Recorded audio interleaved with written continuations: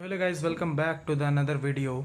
आज के क्लास में हम लोग करने जा रहे हैं क्लास 10th का इलेक्ट्रिसिटी चैप्टर, जिसमें हम लोगों ने पिछले क्लासेस में देख लिया था ओम्स लॉ बहुत ही बढ़िया तरीके से, एंड उसका वेरिफिकेशन ग्राफिकली एंड न्यूमेरिकली सारे तरीके से हम लोगों ने कर लिया था। आज के क्लास में हम लोग समझेंगे यार कि रियोस्टेट क्या होता है, रेजिस्टेंस क्या होता है एंड रजिस्टर क्या होता है, इन तीनों में डिफरेंस क्या है। एंड उसके बाद हम लोग कुछ न्यूमेरिकल्स करेंगे एंड फिर सीरीज एंड पैरेलल को समझेंगे। ठीक है, आज के क्लासेस में हमारा 3 मेन टॉपिक यही रहेगा। उसके बाद हम लोग कल के क्लासेस में उस पर सीरीज एंड पैरेलल के ऊपर न्यूमेरिकल्स करेंगे। ठीक है, तो अभी सबसे पहले हम लोग स्टार्ट करते हैं अपना डे 4, जिसके अंदर हम लोग को सबसे पहले पढ़ना है यार कि व्हाट इज़ रेजिस्टेंस, रेजिस्टेंस क्या होता है, रजिस्टर क्या होता है। बहुत ही ज़्यादा कन्फ्यूज़न होता है मीन्स स्टूडेंट्स को कि इन तीनों में डिफरेंस नहीं कर पाते। रियोस्टेट क्या होता है, ये सब सारी चीज़ें आप लोगों को देखनी है आज के क्लासेस में। सबसे पहले आप लोग बात करें अगर तो रेजिस्टेंस के बारे में। रेजिस्टेंस क्या होता है सबसे पहले हम लोग अगर देखते हैं तो रेजिस्टेंस इज द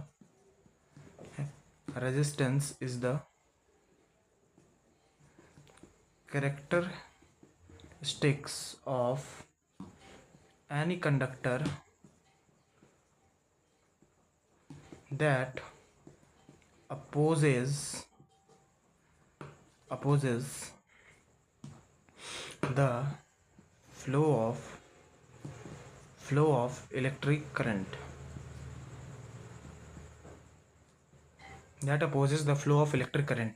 रेजिस्टेंस किसी भी कंडक्टर का वैसा कैरेक्टरिस्टिक होता है जिसके वजह से कंडक्टर में फ्लो मीन्स इलेक्ट्रिसिटी के फ्लो को क्या कर देता है, वो अपोज करता है, मीन्स वो रोकता है।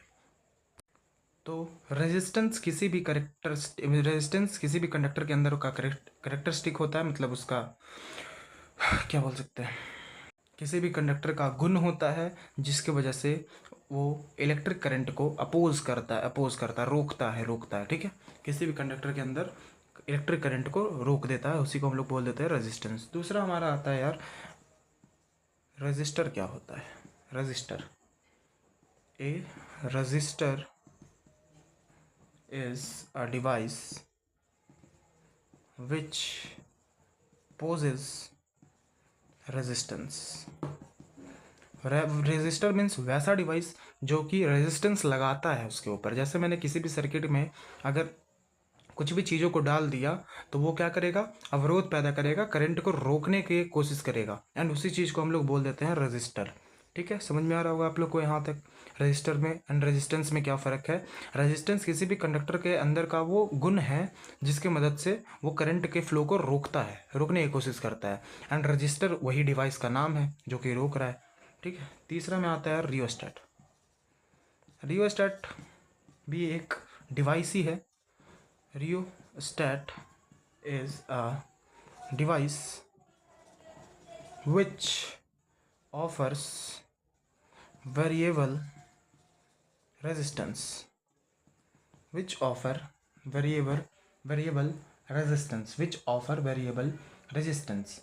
तो इसमें इसका मतलब क्या हो गया दोस्त कि रेजिस्टेंस रियोस्टेट जो है वो ऐसा डिवाइस है जिससे हम लोग रेजिस्टेंस को वेरिएबल कर सकते हैं, मीन्स चेंज कर सकते हैं। रेजिस्टेंस को क्या कर सकते हैं, चेंज कर सकते हैं, बढ़ा सकते हैं, घटा सकते हैं। समझ में आ रहा है क्या है, एक इलेक्ट्रिकल कंपोनेंट जिसकी मदद से हम लोग रेजिस्टेंस को घटा या बढ़ा सकते हैं। हम लोग जानते हैं कि I is equal to V upon में R होता है, जितना तो आपको पता ही है। इट मीन्स कि अगर मोर रेजिस्टेंस होगा, अगर रेजिस्टेंस ज़्यादा होगा then I will less means अगर रेजिस्टेंस ज़्यादा होगा तो करंट क्या फ्लो करेगा, कम फ्लो करेगा। यहाँ पे भी आप लोग इस रिलेशन से समझ ही सकते होंगे, I is inversely proportional to 1/R। Means कि अगर करंट ज़्यादा है तो रेजिस्टेंस ऑब्वियस सी बात है उस कंडक्टर की कम होगी, बट अगर करंट कम है तो इट मीन्स कि उस कंडक्टर का रेजिस्टेंस क्या है, बहुत ही ज़्यादा है। समझ में आ रहा है क्या बोल रहे हैं, वही चीज़ है। समझ में आया इतना तक, होप आपको बहुत ही अच्छे तरीके से समझ में आ चुका होगा। ठीक है, यहाँ पे हम लोग यहाँ पे इतना सारा चीज़ समझ चुके हैं। हम लोगों ने पहले भी क्लासेस में बता चुका था कि जो रेजिस्टेंस का यूनिट होता है, ऐसा यूनिट ऑफ रेजिस्टेंस वो होता है ओम, और ओम को कैसे डिनोट करते हैं वो भी मैंने बता दिया था, बट आज के क्लासेस में मैं फिर बताऊंगा, ध्यान से देखिएगा। देखिए हम लोगों ने बात किया R is equal to V by I, हम लोग आसानी से लिख सकते हैं। R यहाँ पे क्या था, रेजिस्टेंस था। तो ऐसा यूनिट ऑफ रेजिस्टेंस ऐसा यूनिट ऑफ रेजिस्टेंस क्या हो जाता है दोस्त, ऐसा यूनिट ऑफ रेजिस्टेंस हो जाता है। हम लोगों ने यहाँ पे पोटेंशियल डिफरेंस का ऐसा यूनिट वोल्ट पढ़ा था एंड करंट का ऐसा यूनिट एम्पियर पढ़ा था। इट मीन्स कि वोल्ट अपॉन में एम्पियर को ही हम लोग क्या बोल देते हैं, ओम बोल देते हैं, जिसके मदद से हम लोग मीन्स इसको ऐसे डिनोट किया जाता है। एंड हम लोग किसी भी रेजिस्टेंस का जो ऐसा यूनिट होता है वो ओम होता है। समझ में आ चुका होगा। इसको हम लोग सिंबॉलिकली ऐसे रिप्रेजेंट करते हैं, तो इसको बिल्कुल अच्छे तरीके से आप लोग दिमाग में अटा लीजिएगा, ठीक है। इसका मतलब ये हो गया कि 1 ohm is equal to 1 volt upon में 1 एम्पियर। हम इतना साफ बात बोल सकते हैं बिकॉज रेजिस्टेंस का ऐसा यूनिट क्या है, 1 ओम। इसका पोटेंशियल डिफरेंस का क्या है, वोल्ट, एंड करंट का क्या है, 1 एम्पियर। अब इसका मतलब क्या हो गया, इसका इस सिनेरियो का यानी इस फॉर्मूले का मतलब क्या हो गया कि एक conducting wire having potential difference 1 volt allows 1 ampere current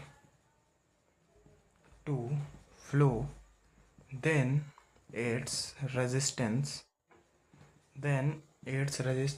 be 1 ओम। मतलब अगर एक कंडक्टिंग वायर है, अगर उसके बीच का पोटेंशियल डिफरेंस 1 वोल्ट है एंड वो 1 एम्पियर का करंट को फ्लो करवा रहा है, तो उसके बीच में जो रेजिस्टेंस लग रहा होगा वो कहीं ना कहीं 1 ओम का लग रहा होगा। इतना चीज़ आपको समझ में आ गया होगा। इस फॉर्मूले को मैंने रिटन फॉर्म में लिख दिया है नीचे साइड में कि किसी भी कंडक्टिंग वायर में अगर पोटेंशियल डिफरेंस उन दोनों सर्किट के बीच का पोटेंशियल डिफरेंस 1 वोल्ट है एंड वो अगर 1 एम्पियर करंट को मतलब फ्लो होने दे रहा है, तो उसका रेजिस्टेंस कितना हो जाएगा, 1 ओम के बराबर हो जाएगा। इतना चीज़ आपको समझ में आ चुका होगा।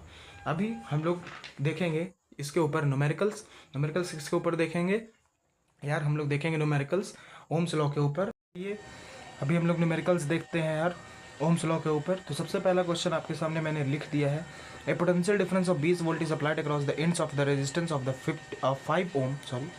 5 ohm, what current will flow in the resistance.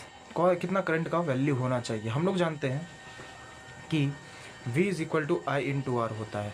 हमसे पूछ रहा है करंट के बारे में I, तो it means I is equal to V upon में R, 20 अपॉन में 5 that is 4 ohm, sorry current निकाल रहे हैं ना, 4 एम्पियर का करंट यहाँ पे फ्लो हो रहा होगा। दूसरा क्वेश्चन की ओर बढ़ते हैं। दूसरा क्वेश्चन है a current of 200 milli ampere flows through a 4 kilo ohm resistor. What is the PD across the resistor। दूसरा क्वेश्चन ये हो गया कि अगर 200 मिली एम्पियर का करंट फ्लो हो रहा है रजिस्टर के थ्रू, जिसका रेजिस्टेंस है 4 किलो ओम, तो क्या हो जाएगा V।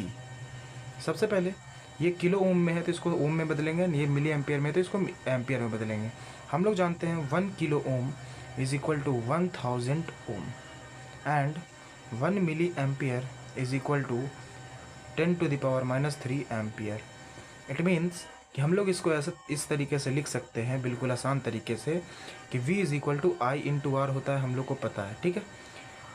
इससे क्या हम लोग लिख सकते हैं यार, देखना 200 इंटू 10⁻³ ठीक है, एंड यहाँ पे R का भी मल्टीप्लाई कर देंगे हम लोग। तो R का ही मल्टीप्लाई अगर करें तो R कितना है हमारा 4 इंटू 10⁻³ मीन्स 1000 को हम लोग 10⁻³ लिख सकते हैं। ये 10⁻³ से ये 10⁻³ वाला कट गया। इट मीन्स कि V is equal to 800 volt आ गया हमारा आंसर। ये हो जाएगा आपका आंसर इस क्वेश्चन का। तो आपने देख लिया कितने आसान तरीके से हम लोग ओम्स लॉ के ऊपर न्यूमेरिकल्स आसानी से बना सकते हैं एंड उसको समझने के लिए आपको ज़्यादा भी टाइम नहीं लगा होगा। एक क्वेश्चन और हम लोग लास्ट में देखते हैं एंड उसके बाद हम लोग करेंगे factors affecting resistance of the conductor, कि कौन कौन से फैक्टर हैं जो कि किसी भी कंडक्टर के अंदर के रेजिस्टेंस को इफेक्ट करते हैं, ठीक है।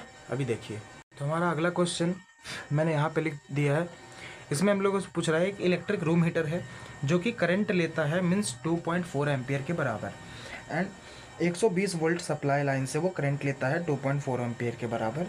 तो what current will this room heater draws, कितना करंट वो ड्रॉ करेगा रूम हीटर, मीन्स कितना करंट वो लेगा अगर उसको 240 वोल्ट के सप्लाई के साथ ऐड कर दिया जाए तब, अगर उसको 240 वोल्ट के 240 वोल्ट के साथ ऐड कर दिया जाए तब, लाइन के साथ ऐड कर दिया जाए तब। हम लोग जान रहे हैं यार आई इज इक्वल टू क्या होगा 2.4 ampere, V is equal to 120 volt, R is equal to हम लोग को पता है यार वी अपॉन में आई, आर ही हम लोग को निकालना ऑब्वियस सी बात है।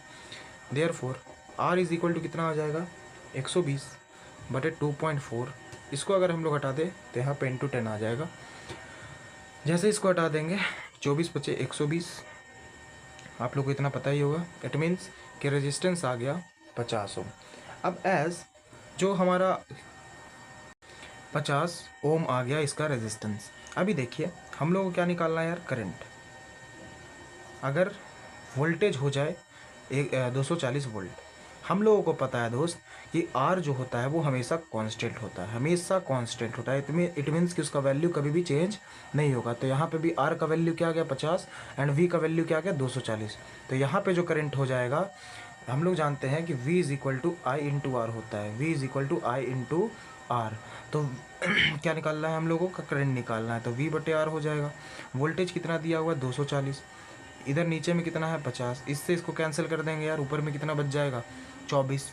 अब इससे इसको काट दीजिए तो हमारा आ जाएगा 4.8 एम्पियर का वो करंट ले रहा होगा। ऑब्वियस सी बात है। अगर यहाँ पे देख सकते हैं आप लोग, यहाँ पे हमारा वोल्टेज क्या था 120, बट यहाँ पे कितना हो गया 240। इट मीन्स अगर वोल्टेज बढ़ा है तो करंट भी बढ़ेगा। Voltage is directly proportional to I, यही तो था ओम्स लॉ, यही तो था ओम्स लॉ दोस्त। एंड यहाँ पे वही चीज़ हम लोग को पूरा चीज़ देखने को मिल रहा है कि अगर खुद समझिएगा कि यहाँ पे अगर हमने रेजिस्टेंस निकाल लिया 50 ओम, 50 ओम का रेजिस्टेंस निकाल लिया, मीन्स रेजिस्टेंस क्या होता है कांस्टेंट, कहीं भी कुछ भी हो जाएगा रेजिस्टेंस हमेशा कांस्टेंट होगा। तो रेजिस्टेंस कांस्टेंट है, हमने वोल्टेज बढ़ा दिया तो ऑब्वियस सी बात है करंट बढ़ जाएगा एंड हमारा आंसर आ जाएगा 4.8 एम्पियर के बराबर। तो होप आपको अच्छे से समझ में आ चुका होगा। इसके ऊपर आप 15, 20, 30 जितने भी न्यूमेरिकल्स बनाना चाहते हैं आप बना सकते हैं हमारे मॉड्यूल से, एंड वो मैं आपको प्रोवाइड कर दूंगा। जब मैं अपना स्पेसिफिक पर्सनल नंबर दे दूंगा आप उस पर मैसेज कर देना एंड हम लोग उस पर प्रोवाइड कर देंगे आपको, ठीक है। अभी हम लोग बात करेंगे यार कि कौन कौन से ऐसे फैक्टर्स हैं जो कि किसी भी कंडक्टर के रेजिस्टेंस के ऊपर रेजिस्टेंस को डिपेंड करवाते हैं। मीन्स अगर किसी भी कोई भी कंडक्टर है तो कौन कौन से ऐसे फैक्टर हैं जो उसके रेजिस्टेंस को अफेक्ट करेंगे, कौन कौन से फैक्टर्स हैं जो कि उसके रेजिस्टेंस को अफेक्ट करेंगे। मतलब अगर लेंथ बढ़ा दे किसी वायर का तब रेजिस्टेंस क्या हो जाएगा, उसका एरिया ऑफ क्रॉस सेक्शन घटा दे, मीन्स कितना तार मोटा है पतला है तब क्या होगा रेजिस्टेंस का। अगर हीट टेम्परेचर बढ़ जाती है तब क्या होता है रेजिस्टेंस का। ये सब सारा चीज़ अभी हम लोग देखने वाले हैं, बिल्कुल ध्यान से समझिएगा, पूरा चीज़ समझ में आएगा आपको। तो यहाँ पे हम लोग हेडिंग डाल लेते हैं यार कि factors affecting resistance of a conductor. कौन कौन से फैक्टर्स हैं जो कि किसी भी कंडक्टर के रेजिस्टेंस को अफेक्ट कर रहे हैं। सबसे पहला लेंथ ऑफ वायर, सबसे पहला length of the wire, wire का लेंथ कितना है वो सबसे बड़ा फैक्टर है। एज लेट बी, लेंथ को हम लोग मान लेते हैं let L is equal to length of wire, ठीक है। R is equal to resistance. तो अगर हम बात करें तो R जो होता है वो डायरेक्टली प्रोपोर्शनल होता है L के। इट मीन्स कि अगर हम लोग किसी भी वायर का लेंथ बढ़ा दें तो हमारा रेजिस्टेंस ऑटोमेटिकली बढ़ जाएगा दोस्त, रेजिस्टेंस ऑटोमेटिकली बढ़ जाएगा, डायरेक्टली प्रोपोर्शनल होता है। इसीलिए हम लोग लिख सकते हैं कि long wire has more resistance, long wire has more resistance, long wire has more resistance and short wire has less resistance, short wire has less resistance. इसी पे हम लोग लिख सकते हैं। दूसरा जो फैक्टर है वो है एरिया ऑफ क्रॉस सेक्शन का, एरिया ऑफ क्रॉस सेक्शन का। देखिए अभी ध्यान से देखिए, दूसरा जो फैक्टर है वो है area of cross section, area of cross section means wire कितना पतला है कितना मोटा है, उसी को हम लोग बोल देते हैं area of cross section. Let A is equal to area of cross section, area of cross section. देखिए अब किसी भी मोटे वायर का, थिक वायर का जो एरिया ऑफ क्रॉस सेक्शन होगा, एरिया ऑफ क्रॉस सेक्शन वो क्या होगा, मोर हैज़, तो हम लोग लिख सकते हैं यहाँ पे thick wire has more area of cross section, thick wire has more area of cross section, thick wire has more area of cross section. वहीं पे अगर बोले कि thin wire has less area of cross section, less area of cross section, less area of cross section means पतले wire के पास area of cross section बहुत ही ज़्यादा कम होता है। ये एरिया ऑफ क्रॉस सेक्शन ये होता है दोस्त, ये वाला भाग जो होता है ना, ये वाला भाग जो मैंने कलर करके रखा है, ये भाग किसी भी तार में ये वाला जो भाग होता है इसी को बोला जाता है एरिया ऑफ क्रॉस सेक्शन, जिसका हम लोग एरिया निकालते हैं पाई आर स्क्वायर से। एज वो सर्किल होता है यार तो पाई आर स्क्वायर का फॉर्मूला हम लोग यूज़ करते हैं। ध्यान से समझिएगा, हम लोग बोलते हैं यार कि रेजिस्टेंस जो होता है ना वो इन्वर्सली प्रोपोर्शनल होता है मीन्स इन्वर्सली प्रोपोर्शनल होता है एरिया ऑफ क्रॉस सेक्शन के, एरिया ऑफ क्रॉस सेक्शन के। मतलब कि अगर पतला तार है आपके पास, पतला तार है, अगर आपके पास पतला तार है तो उसका एरिया ऑफ क्रॉस सेक्शन घट गया, इट मीन्स क्या, रेजिस्टेंस उसका बढ़ गया, रेजिस्टेंस उसका बढ़ गया। तो किसी भी अगर पतले तार की बात की जाए तो उसका एरिया ऑफ क्रॉस सेक्शन कम है तो इट मीन्स उसमें रेजिस्टेंस क्या होगा, ज़्यादा होगा, एंड इसीलिए और उसमें करंट क्या होगा, फ्लो बहुत ही कम करेगा। एंड इसीलिए कोई भी पतले तार से हम लोग छोटे मोटे अप्लायंसेस को ही चलाते हैं, ये नहीं कि घर के अंदर जनरेटर चला दिए, मोटर चला दिए, तो वो सब तार सहन नहीं कर पाएगा और वो ख़राब हो जाएगा, जल जाएगा। इसीलिए हम लोग थिक वायर का यानी मोटे तारों का यूज़ करते हैं बड़े बड़े अप्लायंसेस को चलाने के लिए, ताकि वो आराम तरीके से, जैसे एरिया ऑफ क्रॉस सेक्शन जैसे ही बढ़ जाएगा तो उसके अंदर का रेजिस्टेंस क्या हो जाएगा दोस्त, घट जाएगा। एंड अगर रेजिस्टेंस घट जाएगा इट मीन्स कि करंट ज़्यादा फ्लो कर रहा है, और करंट ज़्यादा फ्लो करेगा तभी तो हमारे बड़े बड़े अप्लायंसेस चल पाएंगे, जैसे फ्रिज हो गया हमारा, क्या बोल सकते हैं, मोटर हो गया जो घर में लगा हुआ होता है, वो सब सारा चीज़ चल सकता है। इसीलिए हम लोग लिख सकते हैं यार कि thick wire has less resistance and thin wire, पतला तार, हैज़ मोर रेजिस्टेंस। ठीक है, होप आपको एरिया ऑफ क्रॉस सेक्शन जो फैक्टर है वो आपको समझ में आ चुका होगा। हम लोग अभी बढ़ रहे हैं तीसरे फैक्टर की तरफ, that is nature of material of conducting wire. Third जो हमारा फैक्टर है वो है nature of material of conducting wire. Means जो वायर से हम लोग यूज़ कर रहे हैं, जो वायर, जिस वायर का, उसका नेचर ऑफ मटेरियल क्या है, कौन से मटेरियल से बना हुआ है। जैसे मैं बात करूँ कि हमारे पास तार कौन कौन से आते हैं, तो सिल्वर का तार आ सकता है हमारे पास, कॉपर का, एल्यूमिनियम का तार हम लोग यूज़ कर सकते हैं, और आयरन का तार भी हम लोग यूज़ कर सकते हैं। बट आपको पता होगा दोस्त कि सिल्वर जो है सबसे बढ़िया कंडक्टर है, सबसे बढ़िया, बेस्ट कंडक्टर बोल सकते हैं इसको, बेस्ट कंडक्टर। लेकिन फ़र्क बस इतना, दिक्कत ये है कि इसको हम लोग घरों में यूज़ नहीं कर सकते, बिकॉज़ ये बहुत ही ज़्यादा एक्सपेंसिव है, इसका कॉस्ट बहुत ही ज़्यादा आ जाएगा वायरिंग ये सब में, इसीलिए हम लोग इसका यूज़ नहीं करते हैं। नहीं तो सबसे बेस्ट कंडक्टर है हमारा सिल्वर। कॉपर जो है इसका रेजिस्टेंस सिल्वर से थोड़ा सा ज़्यादा होता है, मीन्स हम लोग लिख सकते हैं more resistance then silver, but good conductor है। लेकिन गुड कंडक्टर है मीन्स ये इलेक्ट्रिसिटी को बहुत ही अच्छा पास करता है, एंड बजट फ्रेंडली भी है। बजट फ्रेंडली का मतलब क्या हो गया कि ये सस्ता है, एंड हम लोग इसी को घर में यूज़ करते हैं, यूजुअली यूज्ड लिख सकते हैं हम लोग कि इसी को घर में यूज़ करते हैं, बिकॉज इसको बजट बिल्कुल सही है, एंड ये सिल्वर से थोड़ा सस्ता भी आ जाता है, प्लस में ये गुड कंडक्टर भी है, थोड़ा बहुत ही सिल्वर से, मतलब इसका रेजिस्टेंस हाई होता है। एल्यूमिनियम का अगर मैं बात करूँ, एल्यूमिनियम का बात करूँ तो सबसे पहले एल्यूमिनियम का बात करते हैं दोस्त, तो एल्यूमिनियम का मोर रेजिस्टेंस देन कॉपर। इसके पास कॉपर से भी ज़्यादा रेजिस्टेंस होता है। एंड उसके बाद आयरन का बात करूँ मैं तो आयरन का सबसे ज़्यादा होता है यार, बहुत ही ज़्यादा, मोस्ट रेजिस्टेंस। एंड इसी के चलते हम लोग आयरन के तारों का यूज़ घर में नहीं करते हैं। तो हम लोग लिख सकते हैं यार कि resistance also depends on nature of material used in wire. कौन सा वायर आप यूज़ कर रहे हो वो भी डिपेंड करता है। ऐसा नहीं कि आपको अगर कुछ भी चीज़ चलानी है, हैवी अप्लाइंसेस चलानी है, तो आप सबसे ज़्यादा रेजिस्टेंस वाला वायर आयरन तार से चला दो। ये कभी भी नहीं चल पाएगा। ये चलेगा तो आयरन का तार बहुत जल्दी गर्म होके वो टूट सकता है।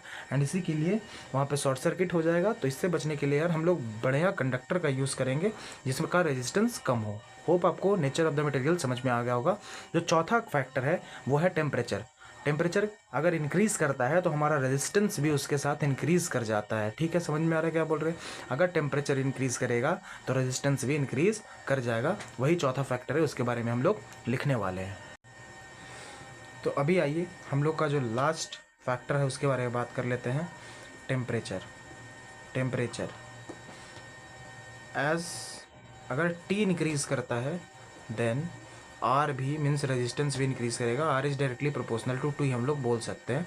मतलब एज टेम्परेचर इंक्रीजेस, जैसे ही टेम्परेचर बढ़ेगा